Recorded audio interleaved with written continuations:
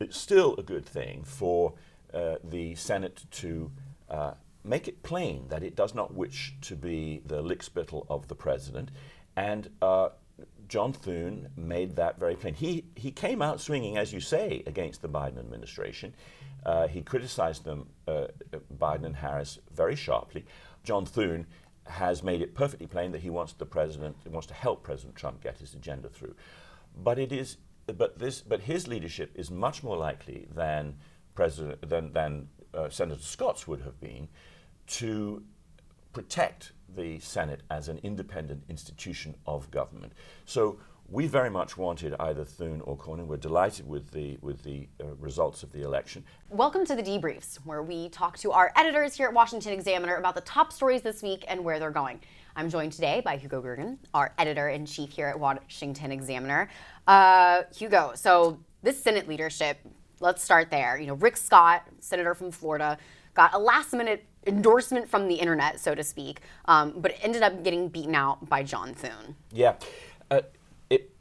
Rick Scott, senator from Florida, as you say, made no bones about the fact that he wanted to be President-elect Trump's man on Capitol Hill. When he won his seat again in the Senate, he used his acceptance speech to talk about what he would do as majority leader.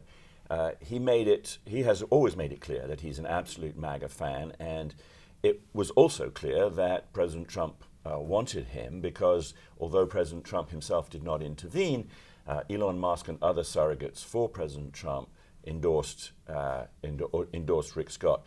But the Senate decided otherwise. Scott is not popular in the caucus up on Capitol Hill. He was knocked out in the first round, and the competition went to a runoff between John Thune and John Cornyn. Yep. And so Thune, when he won, came out swinging, admonishing the Biden-Harris-Schumer administration. We have a mandate for the American people.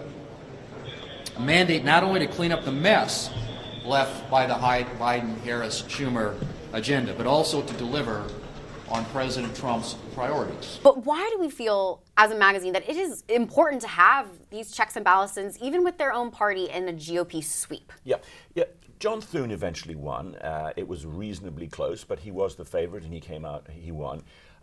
We at the Washington Examiner thought that either Cornyn or Thune would be good leaders. They're both mature, experienced, stable, and accomplished.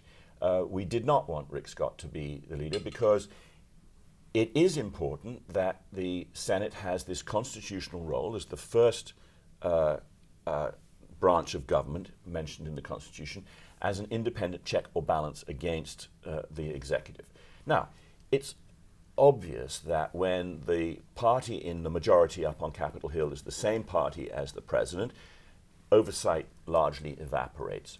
But it's still a good thing for the Senate to make it plain that it does not wish to be the lickspittle of the president.